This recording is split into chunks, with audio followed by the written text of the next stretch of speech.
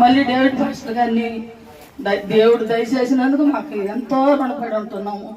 ఇప్పుడు మేము మందిరంలోకి వెళ్ళినప్పుడు వాకింగ్ చదువుతుంటే మా పాస్టర్ గారు మా దగ్గర ఉన్నట్టు ఉంటుంది. నేనైతే ఆయన ఉన్నప్పుడు కూడా చర్చిలో ఒక సైడ్ కూర్చుంటా.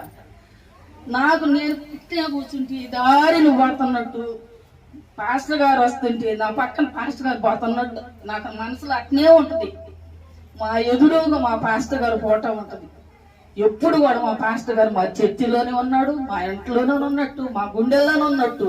ఆయన ఎక్కడికి పోలా. ఆయన చచ్చిపోయినాడని ఒక్కటే గాని, కాకపోతే వాడు మట్టి లేకపోయింది కానీ ఆత్మ దేవుని దగ్గరికి పోయింది. మా మధ్య ఉంది. పాస్టర్ గారి గురించి చాలా చెప్పాలా, ఎందుకంటే అది చెప్పేది కాదు, వినేది కాదు. ఎన్ని బాధలు లాజరు అన్నట్టు ఎన్ని కష్టాలు పడ్డాడు.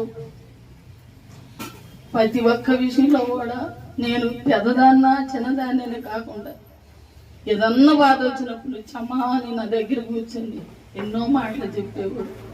నాకు తెలిసి నేనే చెప్పేవాడిని. కుటుంబ విషయంలో కానీ, చర్చి విషయంలో కానీ, ప్రతి ఒక్క విషయంలో కూడా నాతో పంచుకునేవాడు. కానీ ఆయన లేని లోటు ఎవరూ తీర్చలేరు, మా సంఘానికి లేదు. కానీ అటువంటి పాస్టర్ మాకు ఉంటుందంటే ఇంక దొరకడు. అయినా కొద్దిగా మా డేవిడ్ పాస్టర్ కూడా మాకు మంచిగా ఆయన మాకు దయచేసి ఇచ్చిపోయినందుకు వందనాలు. అయ్యా నువ్వు ఎక్కడున్నా ఆయన మనశ్శాంతి కావాలని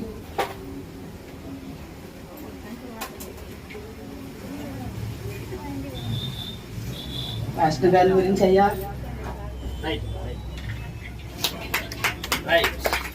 ఆయన సేవ కొన్ని సార్లు మన మాటలను ఆపేస్తుంది. అమ్మ ఒక సత్యం చెప్పలేదు. నేను కూడా వెళ్ళేవాడిని. అప్పుడు పెంకిళ్ళు ఉంది. ఈ రోజుల్లో పాస్టర్లు అంత చొరవ తీసుకోవడం తక్కువ.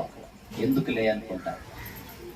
సంఘం మీద తక్కువ భారం పెట్టి ఇతరుల మీద ఎక్కువ భారం పెట్టి, మీకు ఉలవపాడులో బహుశా అంత పెద్ద మందిరం అప్పట్లో లేదు. ఎంతో శ్రమ పడ్డాడు. అంటే మీ తరపున వెళ్ళి భిక్షం అడుక్కున్నాడు. అవును, మీ తరపున వెళ్ళి భిక్షం అడుక్కొని ఒక బ్రహ్మాండమైన చెరిగిపోని ఒక మందిరాన్ని, మంచి మందిరాన్ని నిర్మాణం చేశాడు. అది ఆయన తీసుకున్న చొరవ అన్నది మాత్రం మనం మర్చిపోలేం. ఆయన స్నేహాలు, ఆయన సంబంధాలు, ఆయన ఉనికి నేటికి బద్దిపూడి నిండా ఉంది అన్నది మా అందరికి తెలిసిన సత్యమే. తల్లి దేవుడు నిన్ను దీవించిన గాక. మరొకరు ఉన్నారు, మరి సుకన్య గారు ఉన్నారు. బహుశా వారు కూడా కొన్ని మాటలు తెలియపరుస్తారు. అయ్య గారు